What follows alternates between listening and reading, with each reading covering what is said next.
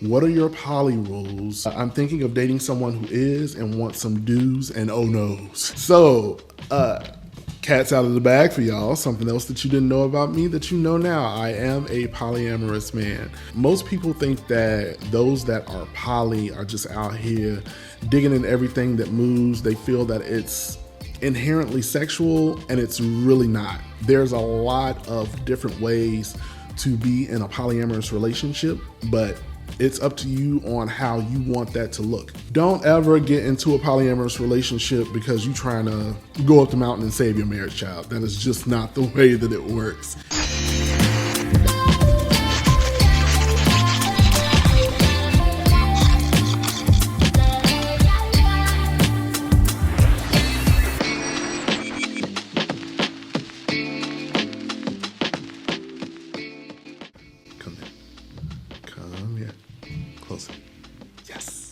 It is me, Marlin. Welcome to another episode of Don't Get Me Started, the show where rants on real life can get rowdy respectfully.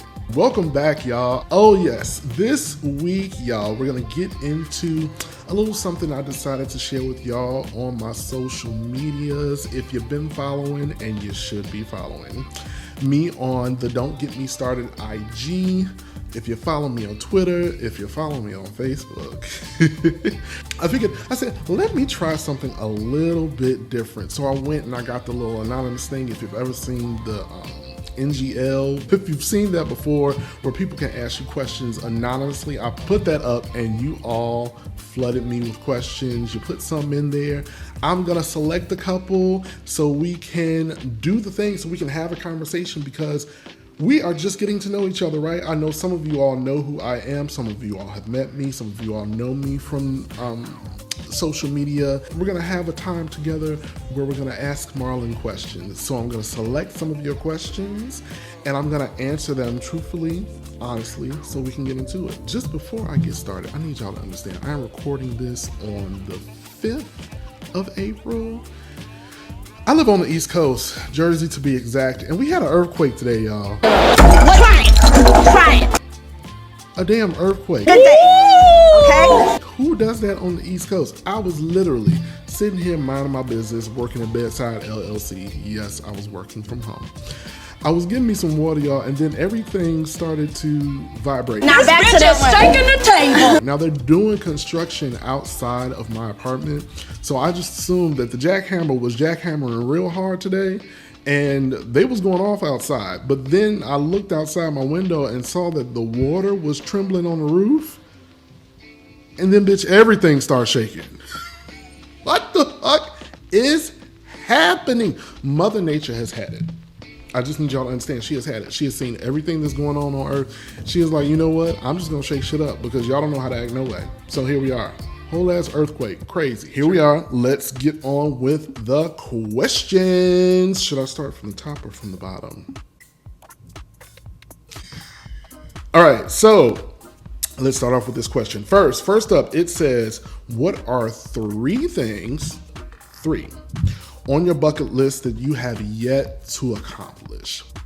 Most of you might not know, but I have been a writer / author / poet since the tender age of 8. I've actually written a couple of books. When I was in elementary school, I participated in what's called the Young Authors Competition, where the youth write books and submit them for competition and all that good shit. And I wrote 3 in elementary school, which were pretty damn cool. I've been writing poetry since then. It's been a passion of mine. I haven't really been writing a lot lately, but whenever I get the opportunity and whatever creativity, Lord, strikes me, I do sit down and put pen to paper. One of the things on my bucket list is to actually get one of my works published. And I don't know about y'all, but I got bad imposter syndrome from time to time, and my greatness, I doubt it. It's terrible. Pair that with a little procrastination, and it makes a horrible recipe for me sitting on stuff that I should have put out a long time ago. So to get one of my books published would be fantastic for me. So be on the lookout. I want y'all to hold me to that so I can get it together, right? Cool. Another thing on my bucket list, I would really love to skydive. That is something that I've always wanted to do. I love roller coasters, but roller coasters, zip lining, stuff like that, I'm really into stuff like that. And I also really have always wanted to skydive. It's one of my things I want to knock off my bucket list so bad. The idea of flying in the air fulfills all of my superhero fantasies. I also believe that seeing the world from that high up would be so much fun. I know some of y'all might think that's crazy, but I think it's gonna be a damn good time. Last thing on my bucket list is to take a trip to Africa, specifically to Egypt. I really want to see the Sphinx. I want to see the pyramids. I want to take in all of the lushness of the motherland, things of that nature. There are other parts of Africa that I would love to go to, but I don't think that my gay ass is supposed to be over there in some spots. So that's more research to be done. All right, next question. Are you talking to anyone? I am engaged. I am engaged, have been engaged for 2 years now. 2 years now. It's working on 3 this year. So that's who I'm talking to. If you follow me on Instagram, if you follow me on Twitter, you have definitely seen my fiance before. That's who I'm talking to. Here's a good one. Ever hooked up in another country? I love a good story time. I have never hooked up in another country unless you count hooking up with my fiance in another country, because we've done that copious amounts of times. But as far as hooking up with someone else in another country, someone that I don't know or I'm unfamiliar with, I've never done that before. Favorite place to travel?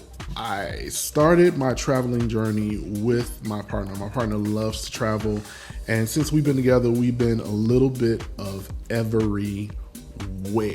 And if you want to see some of the places that we've been, we started an Instagram together for all of our travels. ACDeux, that is ACDEUX on Instagram. You can check us out there and see all of our travel things.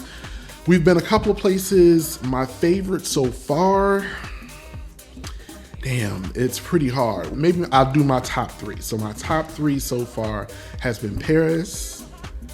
Then after that is Bali, which is a trip that we recently went on. Bali was amazing. It was beautiful, very serene, very peaceful.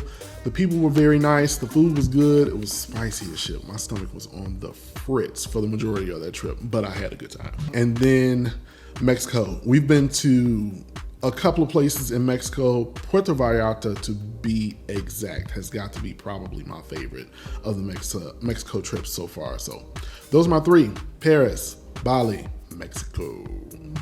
Do I want kids? I do. I've wanted kids for a large part of my life, being the homosexual that I am. Of course, I don't have any desire to do it naturally. And in vitro fertilization, all that stuff, IVF, is really expensive, but both my fiance and I, we both want kids. We have made a pact that if we don't have kids by the time I turn 45, then we're just gonna wrap it up in white light and give it away. So we will see what happens. But I do want children. Preferably, I would like 2 kids, a boy and a girl. I believe that I will be a fantastic father, and I really have a desire to have a child of my own, to raise, to instill all of my love, all of my ideals, my knowledge, and just watch someone grow and become a fantastic person for this world. I really would love to. Another question: how do y'all travel so much? Like, what jobs y'all got? Hook me up. So we ain't rich by a long shot. It's all about planning. We have trips that we do pretty much annually. We have trips that we do with friends. We do trips for birthdays. So we just map them out. We stack and we save. We know what's coming, and we just execute when the time comes. I've been with my job for 8 years now, working on 9. So I got a pretty good package when it comes to PTO and all that shit. and we just stack them up and we knock them down as we go. So that is how we travel so much. So what are your poly rules with Navi? Navi is my fiance. Hey, babe. I'm thinking of dating someone who is and wants some do's and oh no's. Come on for the oh no's. So, cat's out of the bag for y'all. Something else that you didn't know about me that you know now. I am a polyamorous man. I am in a monogamous relationship romantically. My top piece of advice is to know that the most important thing when it comes down to your relationship with a polyamorous person is creating a love space between you and that person and or people that is most comfortable for you. Most people think that those that are poly are just out here digging in everything that moves. They feel that it's inherently sexual, and it's really not. Polyamory is a type of love. It's really not all about sex. Sex is a very important part of any relationship, romantically anyway, be it a lot of sex or the lack thereof, but you really got to navigate it and make the space comfortable for you and your partner. My advice is to sit down with your partner and figure out what works for the both of you. What is it that you want out of your polyamorous relationship? Would you like for you and your partner to share another partner? Do you want to do what's considered solo poly, which is your partner is polyamorous and they date people on their own and you all have your own relationship together? There's a lot of different ways to be in a polyamorous relationship, but it's up to you on how you want that to look. I would recommend wholeheartedly reading up on polyamory, finding books that can give you more information about how to do it successfully and ways to navigate it the best way. One of the books that I love is The Ethical Slut. The author escapes me right now, but that's a really good book to give you a basic foundation of what polyamory looks like and how you should navigate it best. Some don'ts. Don't ever get into a polyamorous relationship because you're trying to go up the mountain and save your marriage child. That is just not the way that it works. If you have no interest in being polyamorous, then just don't do it. If you are a monogamous person, then that is perfectly okay. You can be monogamous, and if you're getting in a relationship with a polyamorous person, again, communication is key. Sit down with your partner and figure out what your relationship is going to look like. Because if you're dealing with somebody that's poly and has no interest in being monogamous with just one person, then it's probably not going to work. But if they are willing to go the distance with you and figure it out together, it's all about communication. And you have to be transparent and honest about what that looks like on both parties' parts. Like, you cannot go into this being fake and phony, withholding information, giving a little bit because you feel like this might be safe and whatever have you. You really got to be transparent about it because it takes a lot to be in a polyamorous relationship. You really have to be very confident, very secure. Something that I find a lot of people have a misconception about being in a poly relationship is jealousy is a thing. It's going to happen, and it's not a bad thing.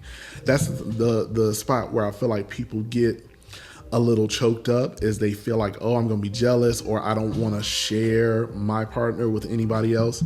And it's really not about sharing, because the bottom line is we don't own each other. We belong to each other romantically in the sense that we are together and we love each other, but we do not own each other. So it's not really about sharing. It's about sharing love together and figuring out what that looks like when it pertains to other people entering your relationship. So take those tidbits and run with it. Do you have an alt Twitter, an OnlyFans, or a Just for Fans? I do not have an OnlyFans. I do not have a Just for Fans. Do I have an alt? Maybe. You'll never know though, will you? What year did you leave Chicago? When are you moving back? So for those of you that might not be aware, I am a native Chicagoan. I was born and raised in Chicago. I do not live there now. Haven't lived in Chicago since 2010. So it's been a while since I have lived back home. Do I have any plans to move back? I do not. I love Chicago. Chicago's a beautiful city. If you ever get the chance, please go visit. You are guaranteed to have a fantastic time. You are guaranteed to have some good food, meet some good folks, and have some great fun. But I don't have any plans to move back to Chicago anytime soon. The only thing that will make me move back to Chicago is if my mother passed, who is my last living parent, and I had to take care of things and she needed me to take over the house or something like that. I would consider it then, but until then, I don't really have any plans to move back to Chicago. All right, so let's get into some of the questions that people actually submitted on Instagram, y'all. Here's a really good question that I enjoyed a lot. So it says, you're setting up a 3-day music fest. 3 days. Who are your 3 headliners? So to know me is to know that I love all things music. I am a music baby. All of my family are music lovers. I've grown up around all different types of music, all different genres. From R&B to pop to rock, soul, house music, techno, all that stuff. I grew up around everything. So this is kind of tough. If I had to choose, and the reason why this question is so hard is because I'm thinking like, of course, the leaver in me is trying to find out all of the different ways that I can answer this question, because it's a lot of artists that are no longer with us that I would love to headline a concert like this for me. But because they're not with us, who knows if that's how you wanted me to answer the question. But I'm going to assume that that's how you wanted me to answer it, so I'm going to answer it that way. Number 1 on the top of my list is Prince. To know me is to know that I am a Prince lover to my core. That is my favorite artist of all time. He has to be one of the headliners. He needs to go last because he's going to tear the whole stage up and just shut it down completely. So second artist to headline for me, I'm going to throw a band in there, the Gorillaz. Oh my God. I love the Gorillaz. It's one of my favorite bands of all time. They're so super dope. The discography is ridiculous. They got all the things going on, and I would love to see them get on stage and rock out. They pair their music along with animation, which is another one of my favorite things. I would love for them to be a part. Now, the third one is where it's going to get tricky. I'm going to cheat a little bit. I'm going to cheat. And I'm sorry to the person that asked this question. I love you, boo. But I'm going to cheat on this. My last one is going to be a split pairing, and it's got to be my Sheroes, Jill Scott, and Erykah Badu. I love them so very, very, very much. And to see them take the stage on this 3-day headlining type tour would be amazing for me. So yes, those are my picks. Prince, the Gorillaz, and Erykah Badu and Jill Scott for the last day. Sue me, I don't care. That's what I want. Flogging or handcuffs. So another fun little fact about Marlin, I am a leather man. I am part of a leather organization called Onyx. And yes, I have kinks and things of that nature that I'm into. So flogging, just to explain for people that might not be familiar with what flogging is. So there is a device called a flogger, and it's not really a whip, more of a very layman's description of what a flogger is. Think of a cat of nine tails. So it's got a handle, and then it has like fringe strips of material on it, most likely leather. Sometimes it can be very heavy leather, which is good for thudding, a thudding sensation. Smaller, thinner strips of leather will create a stinging sensation. There are other materials that floggers have been made out of, braided leather, a bunch of other things, mohair, all types of stuff. So that's what a flogger is, and flogging is one of my kinks. So, very good question. Flogging or handcuffs? It's gotta be flogging for me. I love flogging. It is a great sensation to feel, and it is also a great action to implement on somebody else. A nice follow-up. So when did you realize that you were into the kink and leather scene? So I have been in the Onyx orbit for a long time. Like before I left Chicago, I was in community with a couple of leathermen that were members of Onyx, and it kind of followed me on my travels after I left Chicago, all the way up to me here in Jersey. Now, when I finally realized that this might be for me was with my last relationship. My last boyfriend was into leather and kink and introduced me to the Eagle in NYC. I got in contact with more leathermen here and just really fell into it, learning more about it, being in leather spaces, learning what I like and what I don't like, and having the safe space to explore those things is when I had my aha moment. And I think that was back in like 2016 is when I realized that the leather life is for me. What is your favorite guilty pleasure food? To know Marlin is to know that I love food. I ain't get thick looking at food, y'all. I love to cook. I love to eat. So this is kind of tough for me in the sense that I love a lot of things, but if I had to say my guilty pleasure, me and that lady, Lil Debbie, Big Deborah, them snacks have had me in a chokehold since I was a wee lass. I have loved all things cakes and pies, cakes and pies, cakes and pies. I love all of that shit. So I would have to say guilty pleasure has got to be snack cakes, specifically Lil Debbie. My top faves from Big Deborah has got to be the oatmeal cream pie. That's been the GOAT forever. After that would have to be the brownie. Impeccable snack cake. And then after that, close third, it gets a little mixy because she got a whole lot, but if I had to give it to one, it'll be the chocolate chip cookie cream pie. I was gonna say Star Crunch. I haven't had one in a really long time, but that bad boy is good too. But the chocolate chip cookie cream pie is another one that is so good. Here's a fat tip. Get you an oatmeal cream pie or a chocolate chip cookie cream pie, put her in the microwave for about 2 seconds. Don't do no more than that because it's gonna be a pile of goo that you're not gonna be able to get rid of. You're not gonna be able to manage it at all unless you take it out the wrapper and put it in a bowl. Do that. Out of the wrapper, in a bowl, in the microwave, 2 seconds, 5 max. Take that bad boy out, get your favorite ice cream, put her on top, and go in. It is a tasty treat. Oh my God. I love it. Me and Lil Debbie, I love you, girl. Forever, forever and ever. And ever, forever, ever.